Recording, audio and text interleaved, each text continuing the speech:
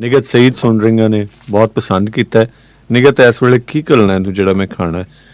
ਕੁਛ ਨਹੀਂ ਮੈਂ ਖਾ ਰਿਹਾ, ਪਤਾ ਨਹੀਂ ਇਹੀ ਲਿਖਿਆ ਕੀ ਖਾ ਰਹੇ ਹੋ ਤੁਸੀਂ ਰਾਗ ਸੁਣ ਰਹੇ ਹੋ ਖਾਨ ਸਾਹਿਬ ਦੇ, ਅਤੇ ਮੇਰੇ ਖਿਆਲ ਤੁਹਾਡੇ ਮੂੰਹ 'ਚ ਕੋਈ ਸਵਾਦ ਆ ਗਿਆ ਕੋਈ ਇਸ ਤਰ੍ਹਾਂ ਦਾ।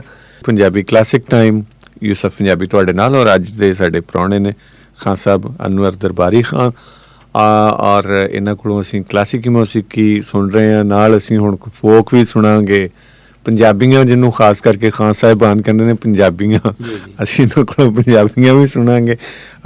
ਇਹਦੇ ਨਾਲ ਨਾਲ ਜੀ ਸਾਨੂੰ ਕੁਲਵਿੰਦਰ ਸਿੰਘ ਬਾਜਵਾ ਜੀ ਨੇ ਇੱਕ ਫਰਮਾਇਸ਼ ਕੀਤੀ ਹੈ ਤੁਹਾਡੇ ਵਾਸਤੇ। ਉਹਨਾਂ ਨੇ ਕਿਹਾ ਰਾਗ ਰਾਮਕਲੀ ਦੇ ਵਿੱਚ ਕੁਛ ਹੈ ਖਾਨ ਸਾਹਿਬ ਇਸ ਵੇਲੇ ਯਾਦ, ਜਾਂ ਤੁਸੀਂ ਯਾਦ ਕਰ ਲਵੋ ਕੋਈ ਚੀਜ਼ ਸੁਣਾ ਦਿਓ। ਜੀ ਜੀ, ਰਾਮਕਲੀ ਹਾਂ, ਸੁਬਹ ਦਾ ਰਾਗ ਹੈ। ਸੁਬਹ ਦਾ ਰਾਗ ਹੈ ਜੀ ਜੀ। ਫਿਰ ਵੀ ਥੋੜਾ ਜਿਹਾ ਜੀ ਬਿਲਕੁਲ ਜੀ, ਫਰਮਾਇਸ਼ ਸਿਰ ਮੱਥੇ ਤੇ